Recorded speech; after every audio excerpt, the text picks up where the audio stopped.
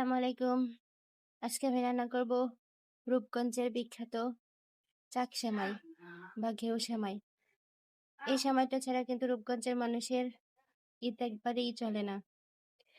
আমি এখানে সেমাইটাকে গরম পানিতে ভিজিয়ে রেখেছিলাম 20 মিনিটের মতো। এখানে আছে সাবু, সাবুটাকেও আমি ভিজিয়ে রেখেছিলাম। এখানে আছে গরুর দুধ, গরুর দুধের মধ্যে আমি গোটা মশলাগুলো দিয়ে দিয়েছিলাম, গরম মশলা।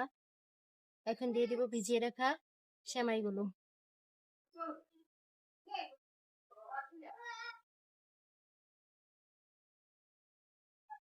এখন নেড়ে চেড়ে সেমাইটাকে সিদ্ধ করে নেব। এখন দিয়ে দিব ছাবু।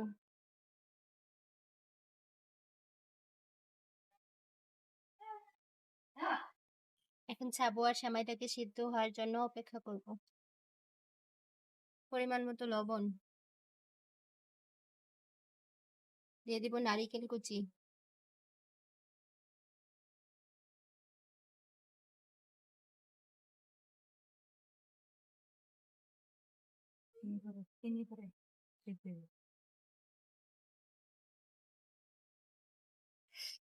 দুধটা কিন্তু অনেক ঘন, চেষ্টা করবেন দুধটাকে ঘন করে তারপরে সেমাইগুলো দেওয়ার জন্য, এতে করে এর টেস্টটা বেশি ভালো আসে।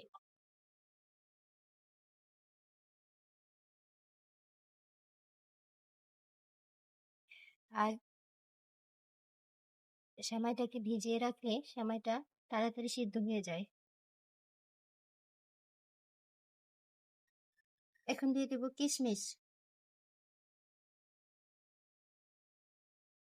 সেমাইটা সিদ্ধ হয়ে গেছে, এখন দিয়ে দিব স্বাদ মতো চিনি। যে যেমন মিষ্টি খেতে পছন্দ করেন চিনিটা সেরকম দেবেন। সেমাইটা সিদ্ধ হলে এখানে চিনিটা অ্যাড করতে হবে, নইলে কিন্তু সেমাইটা সিদ্ধ হবে না।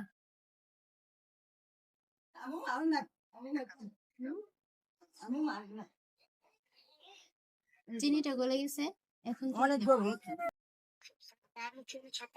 চিনিটা গলে গেছে, এখন তুলে নিব।